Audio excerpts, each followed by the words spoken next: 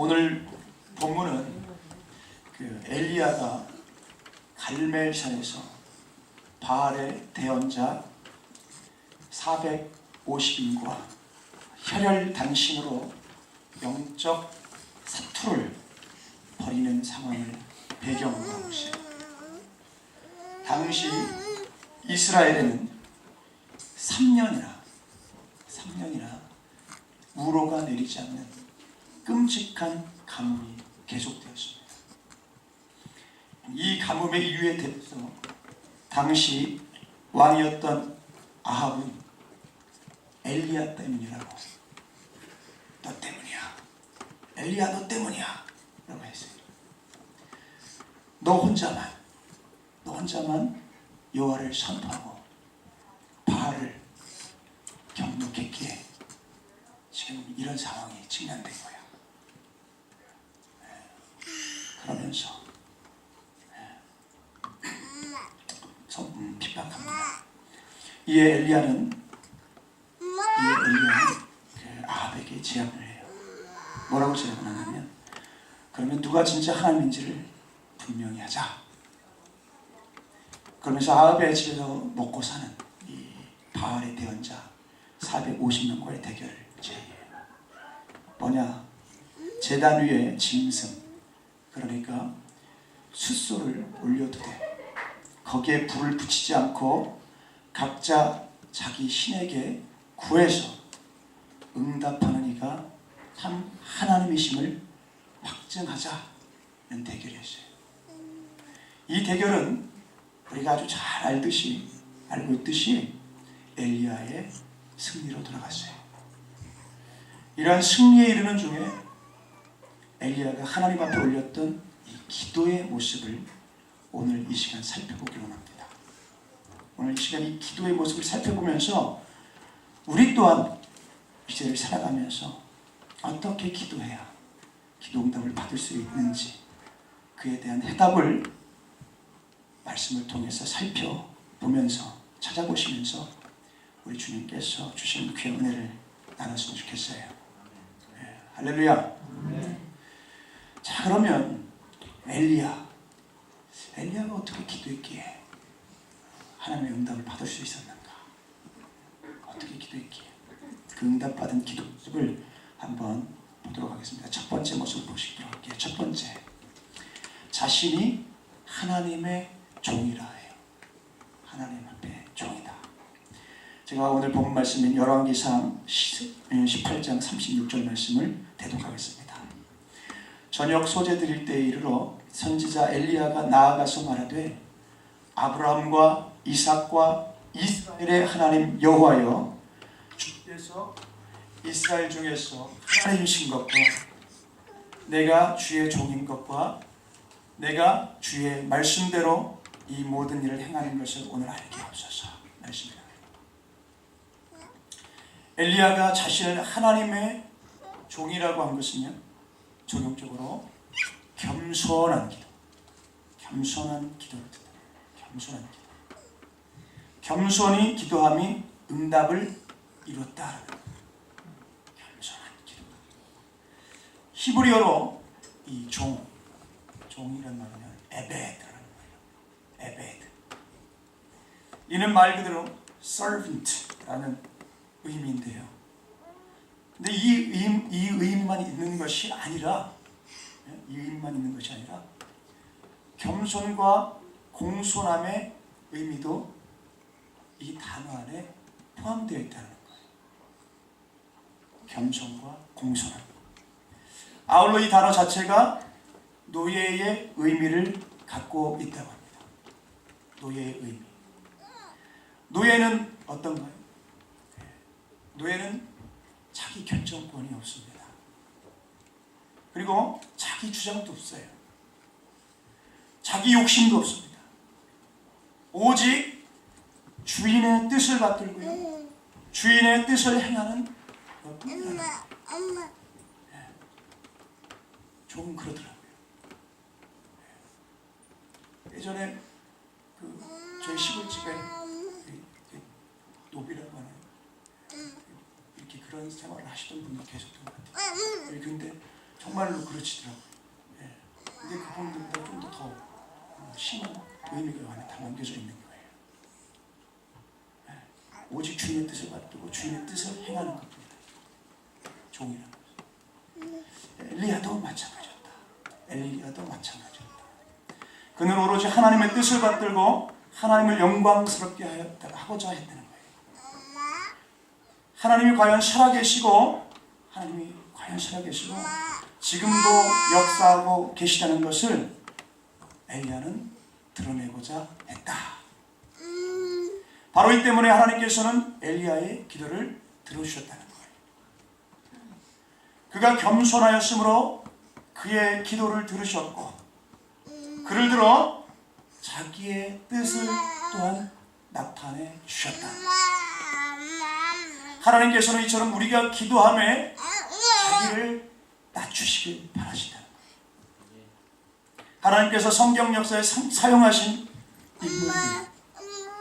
인물들도 같아요. 노아든 모세든 다니엘이든 그들은 하나님 앞에 자기의 죄인됨, 연약함을 먼저 구했다는 거예요. 즉 자기를 낮췄다. 이와 같이 자기를 낮춤이 응답을 위한 첫 번째 모습이라는 거예요. 성경을 보면 엘리야가 하늘에서 불을 내려달라고 한 사건 이후에 또한 3년의 가뭄을 종식시키는 비를 내려달라고 기도하는 모습을 기록하고 있습니다. 여기서 엘리야는 가장 먼저 하나님 앞에 고개를 숙이고 얼굴을 무릎 사이에 넣었다고 해요. 이 또한 간절함과 더불어서 겸손함을 나타내 주고 있다는 것이죠. 즉 기도의 바른 자세, 응답 받는 기도의 자세는 다른 어떤 것도 아닌 겸손이에요. 겸손히 기도해야 응답을 받는다. 우리가 겸손의 자세를 취하는 것은 하나님을 높여드리는 것이라 할 수 있다는 거예요. 하나님으로 높여드리려면 우리 자신을 낮춰야 된다. 우리가 더 많이 낮아질수록 하나님의 이름과 영광은 더 높아지게 된다. 그리고 이렇게 우리가 하나님을 높여드릴 때 그 응답은 우리에게 임하게 된다. 겸손히 기도하는 자에게 응답이 임하는 것은 바로 이 때문이라는 거예요. 겸손한 자세로 기도의 응답을 받는다는 것은 진리대로 믿음을 따라 살아온 믿음의 선진들이 또한 증언하는 바라는 거예요. 그중 세 사람의 말을 소개하고자 합니다. 우선 제이 트랩이라는 사람입니다. 이 사람은 겸손에 대해서 다음과 같이 증언합니다. 뭐라고 증언하냐면 겸손은 그 자체가 은총이며 동시에 은총을 담는 그릇이다. 겸손은 그 자체가 은총이며 동시에 은총을 담는 그릇이다. 이렇게 표현하고 있습니다. 즉 겸손 그 자체가 우리가 하나님의 은혜를 받고 있다는 증거이며 다른 한편으로 그처럼 겸손한 자가 은혜를 담을 그릇을 예비하고 있다는 거예요. 아무리 기도해도 기도 응답을 받을 그릇이 되지 않는다면 응답되지 않는다는 거죠. 교만하면 응답이 없는 것은 바로 이 때문이다라는 거예요. 즉 은혜를 받을 그릇이 준비되어 있지 않다는 것입니다. 그러므로 겸손해야 될 줄로 믿습니다. 또 어거스틴 교부는요, 겸손에 대해 다음과 같이 증언해요. 뭐라고 증언하고 있냐면 겸손한 마음은 하나님의 모든 은혜를 받는 그릇이다. 겸손한 마음은 하나님의 모든 은혜를 받는 그릇이다. 이 어거스틴의 말도요 같은 말이에요. 즉 겸손해야 어떤 응답이든 은혜든 받을 수가 있다는 거예요. 그리고 솔터라는 사람이 있는데요. 이 솔터라는 사람은 겸손에 대해 뭐라고 말하고 있냐? 하나님께서는 사람의 마음속에 거하시기 위해, 그리고 그 사람의 마음속에 하나님의 은혜의 빛이 빛나도록 하기 위해 그 사람을 항상 낮추신다. 항상 낮추신다. 즉 겸손해야 하나님께서 우리 속에 거하시고, 또 겸손해야 은혜를 받고 응답받음을 말하고 있음을 우리가 볼 수 있어요. 여러분, 기도 응답을 구하신다면 겸손하실 수 있으시길 바랍니다. 겸손한 자세로 늘 주님의 은혜를 구하실 수 있었으면 좋겠어요. 그렇게 할 때 우리 주님께서 기꺼이 저와 여러분들 가운데 찾아오시고, 그 어떤 기도라 할지라도, 그 어떤 기도의 제목일지라도 응답해 주실 줄로 믿습니다. 그런 응답을 그냥 상식처럼 누리며 사는 저와 여러분들이 다 되시기를 예수님의 이름으로 간절히 축원합니다. 할렐루야. 자, 그럼 엘리야의 기도 모습, 이 응답받은 기도 모습은 어땠는지, 어떤 모습을 기도해서 응답을 받을 수 있었는지 두 번째 모습을 보시면, 두 번째는 마음을 되돌이키심을 알게 하옵소서. 마음을 되돌이키심을 알게 하옵소서. 오늘 본 말씀인 열왕기상 18장 37절 말씀을 제가 대독합니다. 여호와여 내게 응답하옵소서. 내게 응답하옵소서. 이 백성에게 주 여호와는 하나님이신 것과 주는 그들의 마음을 되돌이키심을 알게 하옵소서 하매. 하나님께 마음을 되돌이키심을 알게 하옵소서 라고 한 것은요, 회개의 기도를 뜻해요. 회개의 기도. 회개의 기도. 즉 회개의 기도가 응답을 가져왔다. 회개의 기도가 응답을 가져옴을 말씀합니다. 여러분, 엘리야가 간절히 부르짖어 하늘에서 불이 임하게 해달라고 기도하기 전에 이스라엘은요, 하나님과 이 바알 사이에 있었어요. 여기서 이스라엘은 북이스라엘, 이스라엘 백성들 얘기하는데, 여호와가 하나님인지 아니면 바알이 하나님인지도 몰랐다는 거예요. 혼합되어 있어요. 혼용. 사실상 이스라엘은 하나님이 아닌 바알을 섬겼다고 해도 과언이 아니었다.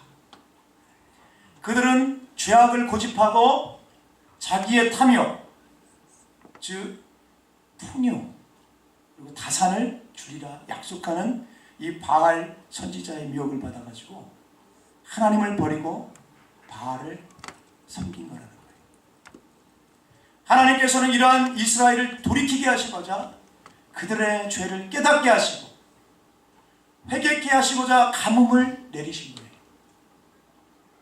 그들의 죄가 얼마나 깊고 그들의 완악함이 얼마나 심각했던지, 죄악으로 찌들어 있었던지 하나님이 3년이 넘도록 가뭄을 내리셨음에도 불구하고 그들은 돌이키지 않아요. 돌이키지 않습니다. 아주 어렵다. 이 엘리야는 주는 그들의 마음을 되돌이키심을 알게 하옵소서 라고 하며 기도합니다. 즉 간절한 회개의 기도를 올려드린 거라는 거예요. 성경을 보면 위대한 믿음의 사람들이 다들 회개하며 기도해서 응답받는 모습들을 기록하고 있어요. 먼저 우리가 잘 알고 있는 욥은요, 고난 중에서 자기 의를 주장하다 하나님 앞에 섰을 때 그 의마저 포기하고 티끌과 재 가운데 회개했어요. 이스라엘 관심인데 나 같으면 죽어야 돼. 욥기 42장 6절 말씀 제가 대독합니다. 그러므로 내가 스스로 거두어드리고 티끌과 재 가운데서 회개하나이다. 이 기도를 욥은요, 하나님의 은혜, 곧 회복의 은혜를 체험하게 되었습니다. 또 다니엘도 그래요. 다니엘은 의로운 삶을 살았고 진정 허물도 죄도 찾을 수 없을 만큼 온전한 삶을 살았던 그런 인물입니다. 하지만 하나님 앞에서만큼은 철저히 자기의 죄악됨을 고백해요. 다니엘서 9장 3절로 6절 말씀을 제가 대독하겠습니다. 내가 금식하며 베옷을 입고 죄를 덮어쓰고 주 하나님께 기도하며 간구하기를 결심하고 내 하나님 여호와께 기도하며 자복하여 이르기를 크시고 두려워할 주 하나님, 주를 사랑하고 주의 계명을 지키는 자를 위하여 언약을 지키시고 그에게 인자를 베푸시는 이시로 우리는 이미 범죄하여 패역하며 행악하며 반역하여 주의 법도와 규례를 떠났사오며 우리가 또 주의 종 선지자들이 주의 이름으로 우리의 왕들과 우리의 고관들과 조상들과 온 국민에게 말씀한 것을 듣지 아니하였나이다. 이 다니엘은 범죄하여 바벨론에 포로된 이스라엘 백성의 한 사람으로 하나님 앞에 겸비하며 금식하고 베옷을 입고 죄를 덮어쓰고 철저히 회개했습니다. 이 같은 회개 이후에 하나님은 이 다니엘에게 70일의 환상을 보여주셨어요. 70일의 환상을 보여주셨어요. 마지막 때 이 말, 이 참 종들인 두 증인의 모습도 이와 같습니다. 계시록 11장 3절 말씀을 제가 대독하겠습니다. 내가 나의 두 증인에게 권세를 주리니 그들이 굵은 베옷을 입고 1260일을 예언하리라. 여기서 나오는 이 두 증인들 하나님의 권세를 받지만 그로 인해 그들은 철저히 회개하게 됩니다. 굵은 베옷이란 곧 회개를 상징하는 표현이에요. 굵은 베옷이란 회개를 상징한다. 이들의 이러한 회개기도, 회개 사역으로 마지막 때 교회들이 정말 교회가 회복된다는 거예요. 이들의 이러한 기도 모습은요, 다 엘리야의 기도 모습과 상통한다. 일맥상통한다. 곧 회개의 기도를 올린 모습들이다. 기도를 했다. 한국 교회 이 초창기 역사에서요, 너무나도 인상 깊은 장면이 있어요. 소위 말하는 그 평양 대부흥운동입니다. 평양 대부흥운동 한 번쯤은 들어보셨죠? 평양 대부흥운동. 이는 1907년 평양 장대현 교회 집회에서 시작됐어요. 부흥 집회에서. 당시 평양 장대현 교회는 나라 잃은 민족의 고통을 부둥켜 안고 말씀과 기도로 회복을 강구했습니다. 하지만 당시 집회의 시작에는요, 성령님의 역사가 크게 나타나지 않았다고 그래요. 말씀을 힘써 전하고 간절히 찬양하고 기도해도 소용이 없었다는 거예요. 그러던 중에 회중에서 성령에 사로잡힌 길선주라는 장로가 일어났어요. 그리고 회중들 앞에서 자기가 전에 저지른 그런 죄악을 자복하고 하나님 앞에 통회하고 회개하게 됩니다. 그의 처절하고 진솔한 회개로 인해서 엄청난 회개의 역사가 영적 대각성이요, 그 집회 가운데 폭발하게 됩니다. 성령님의 역사가 불일 듯 일어나게 됐다는 거예요. 죄가 하나님의 역사를 가로막고 있었으나 이를 회개하고 그 회개함으로 치워버리니까 보물이 흘러넘치듯 엄청난 성령님의 역사가, 회개의 역사가 나타났다는 거예요. 오늘 본문의 주인공인 엘리야의 기도가 응답된 것도 이와 같다. 우리의 기도가 응답받는 길도 이와 같아야 될 줄로 믿습니다. 오늘날 살아가고 있는 우리 또한 이런 회개 기도를 통해서 성령님의 역사를 날마다 경험하고 체험하면서 나아갈 수 있었으면 좋겠어요. 회개의 기도는 그만큼 중요합니다. 중요합니다. 왜 울어? 왜 이렇게 저렇게 고래고래 그래? 왜 이렇게 저렇게 막 애절해? 애절할 수밖에 없고 눈물 지을 수밖에 없고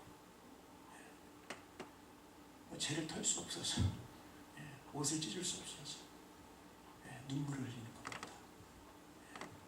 그런 기도를 통해서 주님과의 진실한 관계가 맺어지고, 그런 진실한 관계를 통해서 언제라도 정말 기도할 때 주님께서 응답해 주실 수 있는 그런 축복을 마음껏 누리실 수 있는 저와 여러분들이 다 됐으면 좋겠습니다. 할렐루야. 자, 그럼 엘리야의 기도 모습, 응답받은 기도 모습, 어떻게 기도했기에 엘리야의 기도가 그렇게 응답되었는가? 마지막 세 번째를 봅시다. 마지막 세 번째는 주의 말씀대로 행한다 했어요. 주의 말씀대로 행한다 했어요. 열왕기상 18장 36절 후반부 말씀을 제가 다시 한번 대독합니다. 내가 주의 말씀대로 이 모든 일을 행하는 것을 오늘 알게 하옵소서. 엘리야가 주의 말씀대로 행한다고 고한 것은요, 적용적으로 말씀대로 행한 기도를 뜻합니다. 말씀대로 행한 기도. 엘리야는 지금껏 다른 어떤 것이 아니요, 오로지 말씀을 따랐어요. 말씀을 따랐다. 그가 이 일이 있기 전에 아합에게 나아간 것은 사실 목숨을 걸어버린 일이었다는 거예요. 바알과 아세라 선지자를 추종하며 거짓 우상을 섬기는 이 아합과 이세벨에게, 왕비죠.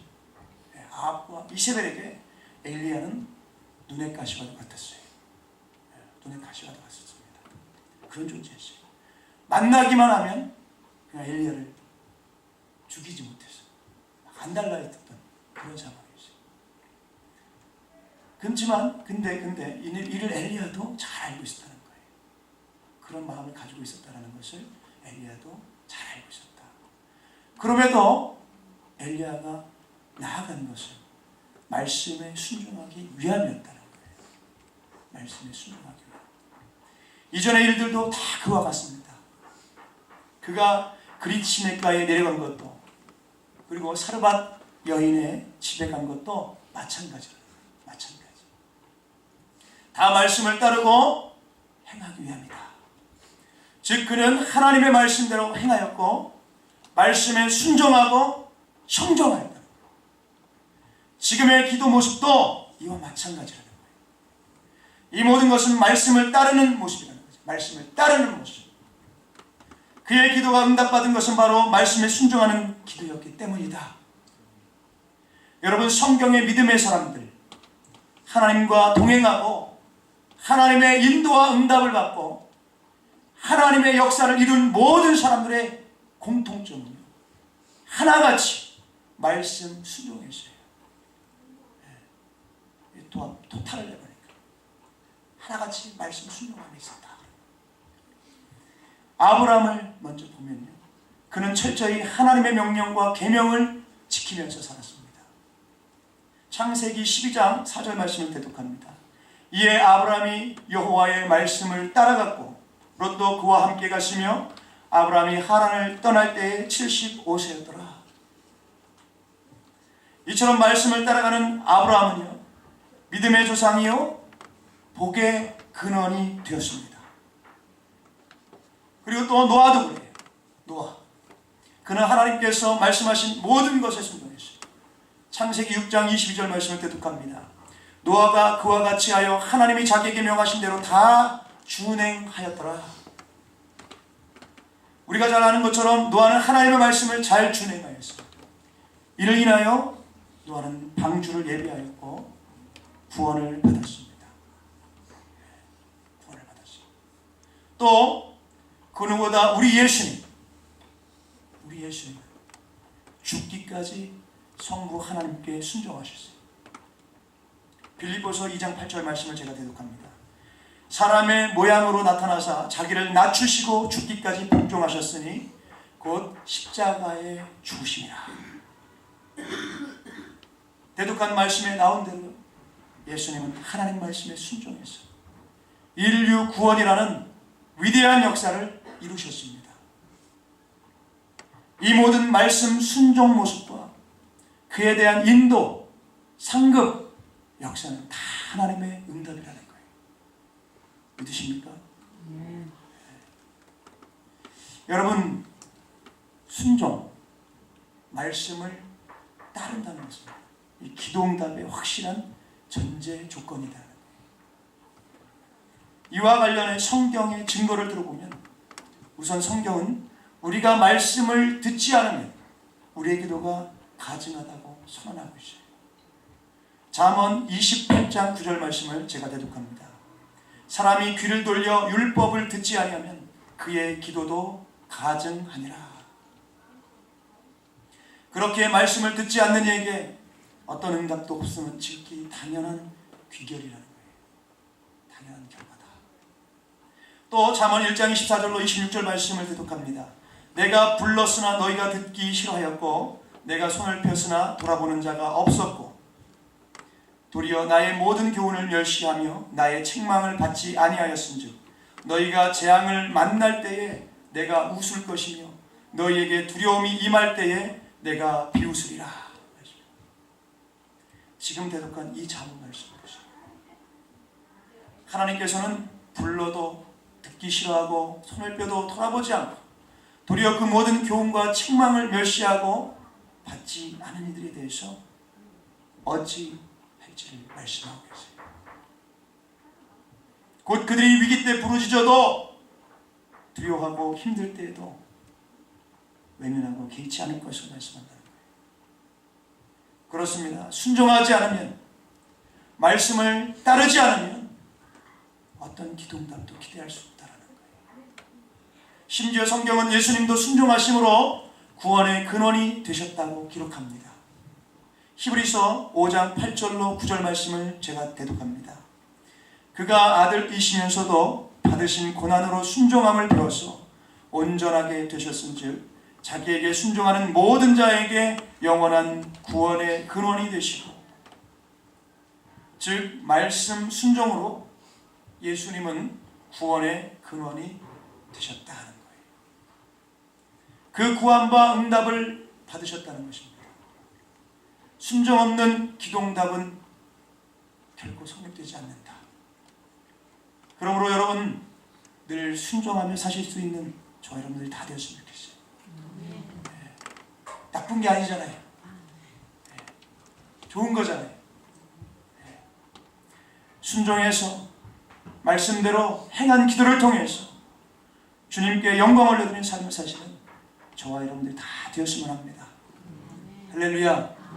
그런 거룩한 주인공, 믿음의 주인공 저와 여러분들이 되었으면 좋겠어요. 네. 좋은 것은 많으면 좋잖아요. 네. 할렐루야.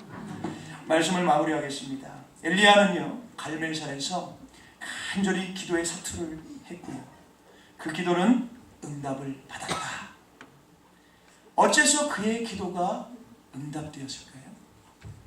이는 엘리야의 기도가 하나님 앞에 겸손함으로 올린 기도였고요. 회개에 자복하는 심정으로 올린 기도였기 때문에 기도의 응답을 받을 수 있었다는 것입니다. 무엇보다 그의 기도는 말씀대로 이제 준행한 자로서, 순종한 자로서 올려진 기도를 했기에 기도의 응답을 받을 수 있었다는 것입니다. 여러분 오늘날을 살아가고 있는 저와 여러분들의 기도도 이와 같길 원합니다. 꼭 응답받는 기도를 하실 수 있었으면 좋겠어요. 이를 위해 늘 겸손으로 허리를 동일 수 있길 원합니다. 죄를 멀리하고 죄를 정직하게 자복하고 회개하며 늘 마음을 따라 살고 말씀을 따라 살고 말씀대로 간구하시는 삶을 살아서 응답받는 삶을 통해 하나님께 영광을 올려드리며 최후 승리하시는 그런 저와 여러분들이 다 되시길 예수님의 이름으로 간절히 축원합니다. 할렐루야. 그런 하나님의 거룩한 사랑을 만끽하고 누리며 사는 믿음의 거룩한 주인공들이 되시길 다시 한번 예수님의 이름으로 간절히 축원합니다. 할렐루야. 이 시간 다 같이